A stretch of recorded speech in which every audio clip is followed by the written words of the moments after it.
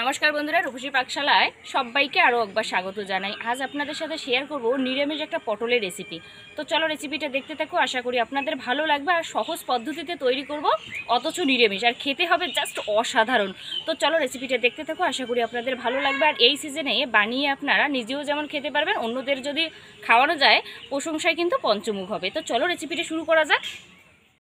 Main উপকরণ হচ্ছে পটল। পটলের আগা আর গোড়াটা এইভাবে কিন্তু ছাড়িয়ে নিতে হবে, মানে দুই সাইডটা যে আছে সেটা একটু ছাড়াই নেওয়ার পরে খোসাটা সম্পূর্ণ ছাড়াতে যাবেন না, একটু হালকা থাকবে আর একটু করে ছাড়ানো লাগবে।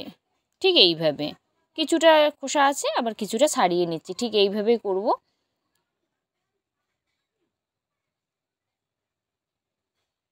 সব পটল কিন্তু একইভাবে খোসাটা ছাড়িয়ে নেব। এটা দেখানোর মতো আর কিছু মানে ব্যাপার নেই। সব আমার পটলের খোসা ছাড়ানো কিন্তু একেবারেই কমপ্লিট। আর খোসা ছাড়ানোর পর একটু মাঝখান থেকে এইভাবে একটু চিড়ে নিতে হবে, তাহলে কি হবে, মশলাটা ভিতরে ঢুকতে পারবে, মানে প্রবেশ করতে পারবে। ঠিক আছে, আর নইলে কিন্তু মশলাটা ভিতরে যাবে না।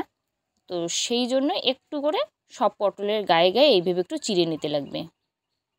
তো সব পটল কিন্তু একইভাবে আমি খোসা আর চিড়ে নিলাম মাঝখান থেকে একটু। এরপর পরিষ্কার জলে অবশ্যই ধুতে লাগবে। আর এটা যেটা মেন হচ্ছে নারকেল, এরকমই নারকেল লাগবে কচি এই রান্নাটা করার জন্য। একদম কচি যে নারকেল হয়, কচি নারকেলের শাঁস, সেটা নিতে লাগবে। কচি নারকেলের শাঁস কিন্তু চামচ দিয়ে খুব সহজেই ছাড়ানো যায়।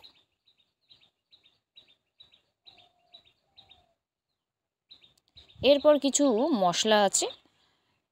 ফার্স্টে তো নিলাম নারকেলটা, এরপর বাদাম, এটা কিন্তু শুকনো খোলায় অবশ্যই ভাজতে হবে একটু। তারপর এরপর জিরে আছে, গোটা জিরে নিলাম, কালো সর্ষে, আর আছে শুকনো লঙ্কা। যেহেতু নিরামিষ তৈরি করব তাই রসুন পেঁয়াজ এই রান্নায় কিন্তু পড়বে না। এরপর যে নারকেল আছে, নারকেলটাকে পেস্ট বানাতে লাগবে, একদম মিহি পেস্ট। এটা খুব সহজেই পেস্ট হয়, যেহেতু একদম কচি ডাবের শাঁস, সেই ক্ষেত্রে কিন্তু খুব সহজেই এটা পেস্ট হয়। এটা পেস্ট করা আমার একেবারেই কমপ্লিট।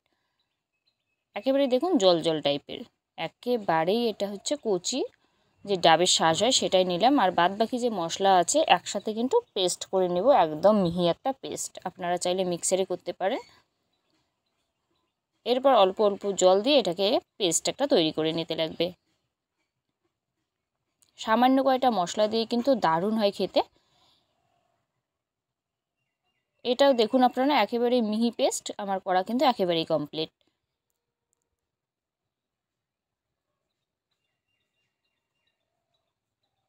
এরপর পটলটাকে ভালোভাবে ধুতে লাগবে। আর কড়াই আগের থেকেই বসিয়ে দিয়েছি, কড়াইটা খুব ভালো করে গরম করে নিতে হবে। এতে ব্যবহার অবশ্যই করতে লাগবে সর্ষের তেল, পুরো রান্নাটাই করব সর্ষের তেলে। সর্ষের তেল দেওয়ার পরে 2 মিনিট অপেক্ষা করার পর পটলটা যে আছে, পটলটা কিন্তু ভাজতে লাগবে একটু লাল লাল করে। নুন হলুদ দিয়েই কিন্তু ভাজতে লাগবে একটু সময় নিয়ে, যেহেতু গোটা পটল তাই ভাজতে একটু সময় লাগবে। হালকা আছে একটু হালকা লাল লাল করে যখন ভাজা হবে এটা নামিয়ে নিতে লাগবে। নামিয়ে নেওয়ার পর ওই তেলে দিয়ে দেবো পাঁচফোড়ন। যেহেতু তেলটা আছে তাই আর তেল অ্যাড করলাম না। আপনার যদি ভাজতে তেলটা একটু কম পড়ে তাহলে এই টাইমে অ্যাড করতে পারেন। এবার যে মশলাটা পেস্ট করলাম সেটা দিয়ে নেব। দেওয়ার পরে 3-4 মিনিটের মতো হালকা আছে ভালোভাবে এটা কষিয়ে নিতে লাগবে। তারপরে কিন্তু যে নারকেলের শাঁস বাটা সেটা অ্যাড করব।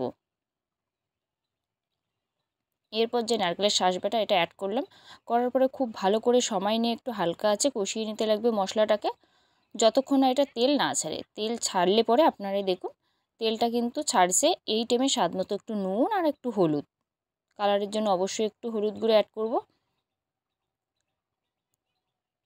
আর 2-3 মিনিট নাড়াচাড়া করার পরে এই জায়গায় দেখুন আপনারা তেলটা খুব ভালো ছাড়ছে। এই টাইমে দিতে লাগবে জল।